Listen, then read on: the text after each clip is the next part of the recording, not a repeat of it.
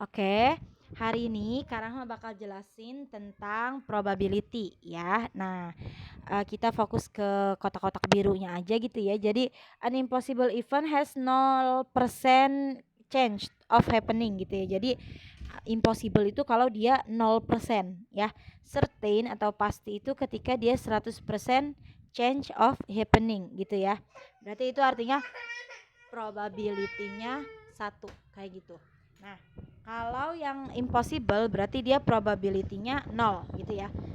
Nah, terus kalau all other event are assigned a probability between 0 dan 1 gitu. Jadi, nah, ya event-event yang lain itu gitu ya, kesempatan yang lain itu antara 0 sampai 1 gitu. Jadi impossible itu kita ketika kesempatannya itu 0 gitu ya, atau 0%, certain itu ketika 100% atau probability-nya 1, dan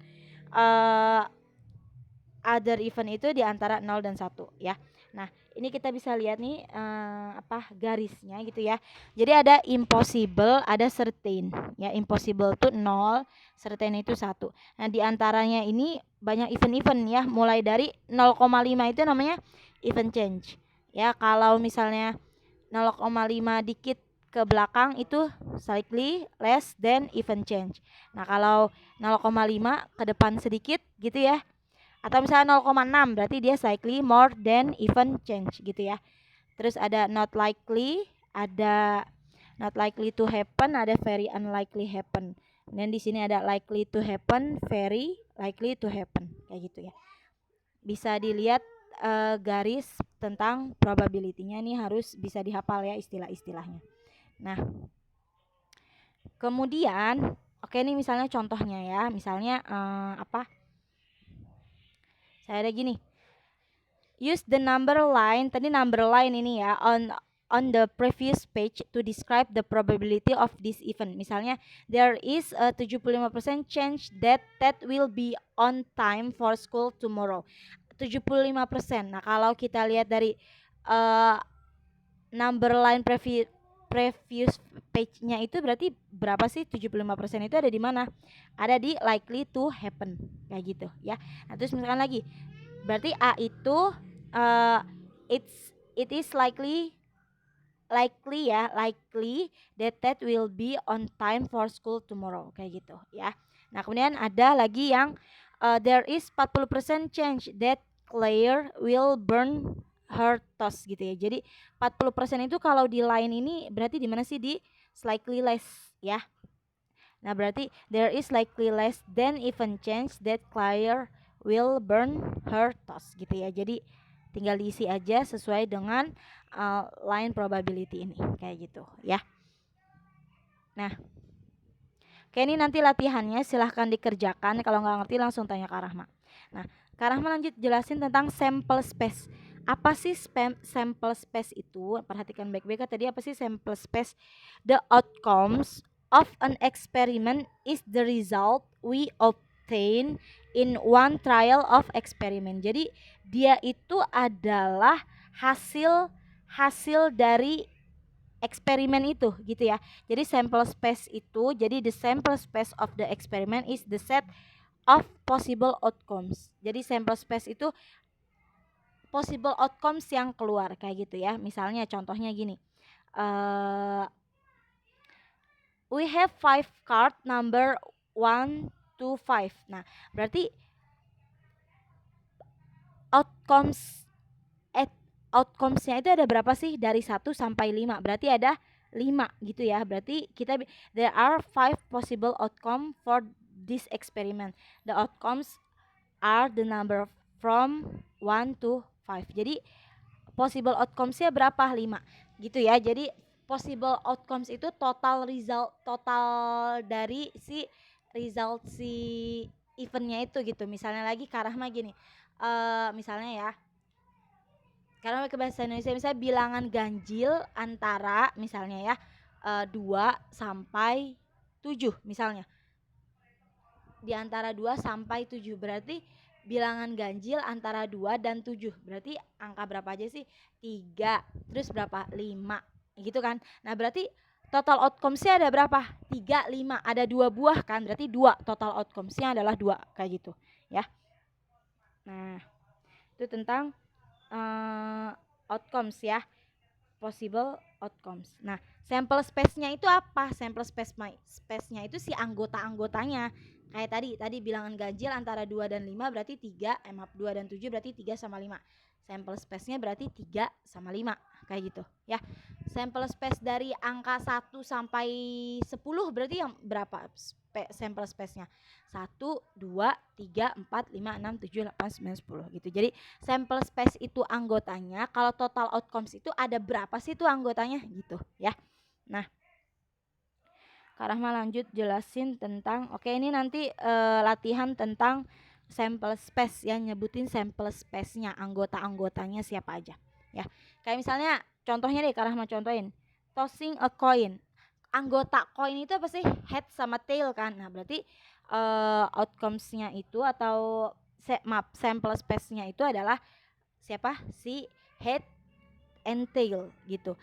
Total outcomes-nya ada berapa? Head tail. Berarti ada 2 dong. Berarti 2 gitu ya. Tapi yang ditanya nih sample space-nya aja. Jadi jawab aja sample space-nya. Kalau total outcomes tinggal dihitung berapa banyak sih sample space-nya gitu ya. Nah, lanjut ke apa nih? Oke. Two dimension grids gitu ya. Jadi gimana kalau misalnya gabungan ya, misalnya yang satu spinner 1 itu isinya angka, spinner 2 isinya huruf kayak gitu. Nah, bisa dibuat nih namanya ini adalah two dimension grid gitu ya. Nah, masukin spinner 1 bebas. Kak, aku spinner 1-nya bawah, spinner 2-nya atas, boleh. Kak, kalau aku maunya kebalik boleh nggak? Spinner 1-nya yang atas, spinner 2 bawah. Boleh, bebas ya. Nah, karena ada 2 spinner nih, ada 2 dimension probability, berarti kita buat kayak gini ya. Peletakannya bebas. Misal Kak Rahma sesuai contoh ini ya, spinner 1 di bawah, spinner 2 di atas ya. Spinner 1 itu katanya 1 2 3 4. Nah, 1 2 3 4. Spinner 2-nya itu A B C A B C. Nah, berarti total number outcomes-nya itu tinggalkan ini ada 4, ini ada 3. Berarti 4 kali 3 12. Pasti nanti ada 12 titik tuh, 2 3 4 5 6 7 8 9 10 11 12 gitu ya. Berarti total number outcomes-nya itu ada 12 kayak gitu ya. Nah, oke. Jadi dia punya 12 possible outcomes gitu ya. Nah, misalnya for example the red circle point represent spinning 3 with spinner 1, B and B with spinner 2. Nah, berarti kita bisa sebutin ini apa nih? 3 3 pada spinner 1 dan B pada spinner 2. Berarti yang mana sih? 3 pada spinner 1 terus B pada spinner 2. 3B. Berarti 3B di mana nih di sini ya? Tandainnya seperti itu. Ya. 3B berarti ada berapa? 3B ada 1 gitu ya. Probability-nya berarti 1/12 kayak gitu. Nanti deh. Ini kita lagi bahas tentang number out of comes dulu gitu ya, sama sample space ya. Dalam two dimension. Jadi dalam two dimension ini kita punya 12 sample space. Jadi sample space-nya siapa saja nih? A1, B1, C1, A2, B2, C2, A3, B2, A2, maaf, A3, B3, C3, dan A4, B4, C4. Miss, kalau aku penulisannya terbalik boleh nggak, Miss? Misalnya 1A, 1B, 1C, 2A, 2B, 2C, 3A, 3B, 3C, 4A, 4A, 4B, 4C. Boleh nggak, Miss? Boleh ya. Sampel space-nya nulisnya kebalik boleh nggak? Boleh. Yang penting pasangannya sesuai sama titik-titik di sini. Kayak gitu ya. Nah, nanti ini ada exercise-nya, ada latihannya, silahkan kerjain. Kalau nggak ngerti langsung tanya Kak Rahma gitu ya. Exercise tentang two dimensional grid gitu. Nah, kita masuk ke theoretical probability. Nah, theoretical probability ini intinya sebenarnya inti dari kita belajar probability. Kak Rahma langsung ke yang warna biru, perhatikan baik-baik. Jadi probability event ya, probability event itu adalah the number of outcomes corresponding to A, terus ini the total number of possible outcomes. Jadi banyaknya kejadian itu dan total kejadian itu gitu ya. Gimana sih Kak maksudnya? Oke, kita langsung masuk ke rumus. Jadi bisa dilihat ya, rumusnya itu adalah number of outcomes corresponding to A. Jadi kejadian tersebut gitu ya, banyaknya kejadian tersebut dibagi total kejadian tersebut, total keseluruhan outcomes-nya ya. Misalnya kayak gimana? Mana nih contohnya? Kok nggak ada contohnya di sini? Langsung latihan ya. Ke skip nih. Oke, contohnya gimana sih? Misalnya ya, Kak Rahma langsung ambil dari soal aja deh ya, boleh ya? Oke, sebentar nih Kak Rahma, coba. Tadi ada contohnya, lebih enak pakai contoh ya. Sebentar ya.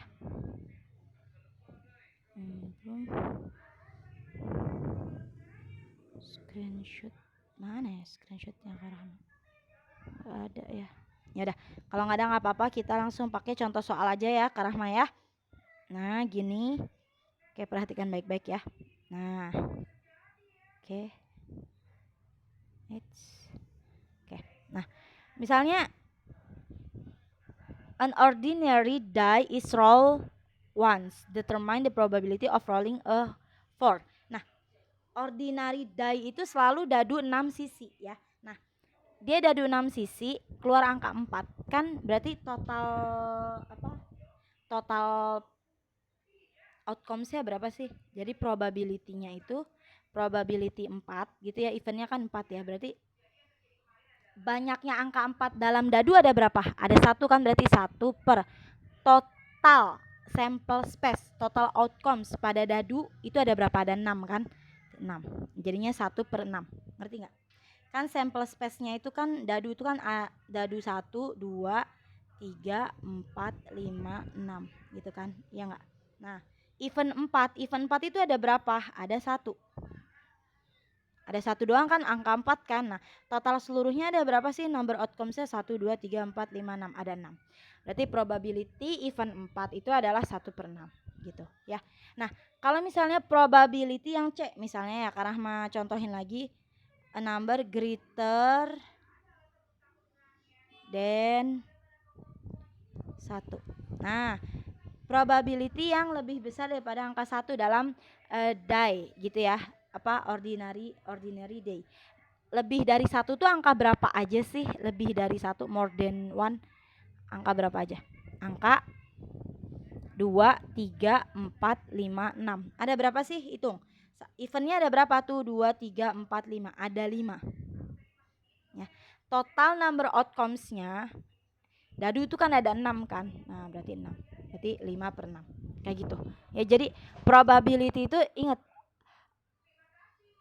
probability itu banyaknya event dibagi, event tersebut gitu ya, dibagi total seluruh eventnya gitu, seluruh event pada dadu tersebut, misalnya pada dadu gitu ya. Nah, kalau nggak ngerti, masih ada yang kurang jelas, bisa langsung tanya Kak Rahma di WA atau di Zoom, nanti Kak Rahma buka linknya. Kalau udah ngerti bisa coba kerjain latihannya ya, kayak biasa. Oke.